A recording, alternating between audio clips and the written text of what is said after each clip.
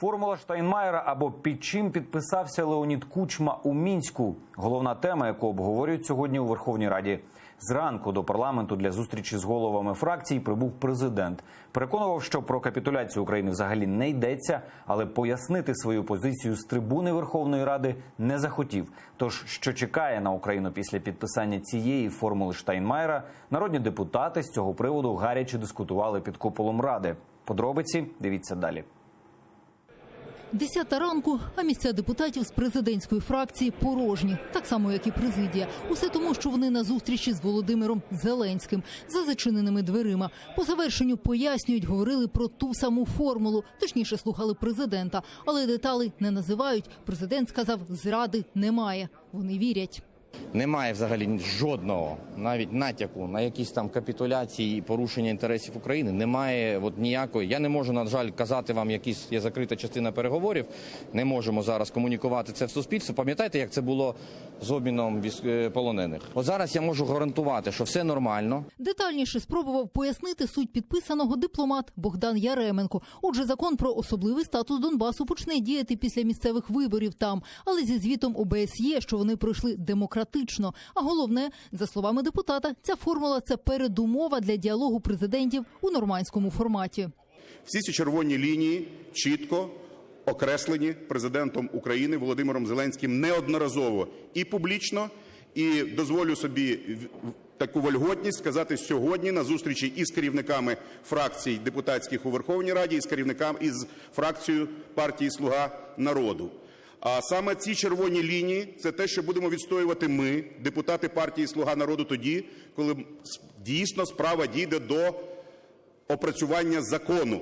Геть інша думка у п'ятого президента Петра Порошенка, безпосереднього учасника нормандського процесу. Наголошує, формули Штайнмаєра не існує в природі. Цю версію розвитку подій усі ці роки намагався протягнути саме Путін. Крім того, зазначив, таким чином Україна добровільно зреклася дорожньої карти імплементації Мінська. Порошенко наголосив, безпековий фактор має передувати політичному.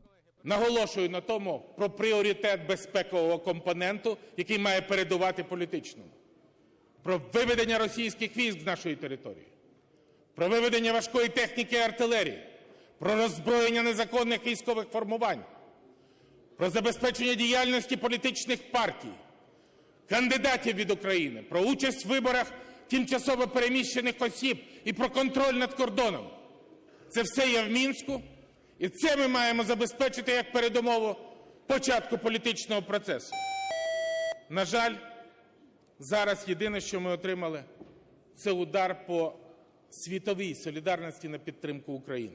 Заступник голови Меджлісу і народний депутат Ахтем Чийгоз, який відчув на собі, що собою являє окупант, у плані Штайнмаєра теж бачить план Москви. Депутат наголошує, це означатиме згортання євроінтеграційних прагнень України. Це те, чого добивається Путін. І це не план Штайнмаєра, це путі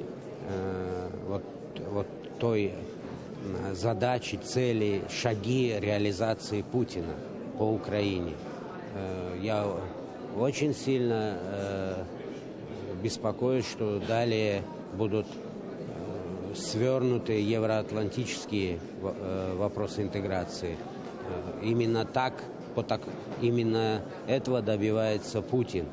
И вот это вчера были первые шаги сделаны. Важко зрозуміти суть, коли інформації обмаль, наголосили у фракції «Голос». Депутати вимагають, аби президент особисто усе роз'яснив. Я наполягаю сьогодні на тому, щоб в цій залі перед депутатами, а відтак і перед суспільством, перед громадянами виступив президент і пояснив логіку своїх дій, логіку того, що відбувається в державі в царині безпеки. Поки що це просто набір слів. Тим часом сам законопроект про особливий статус Донбасу депутати ще мають написати. У президентській фракції зізнаються, ще про нього навіть не думали. Візьмуться за це вже після зустрічі у нормандському форматі. Орієнтовно очікують її із жовтня по грудень. Олена Стецюк, Алі Карімов, Заман, АТР.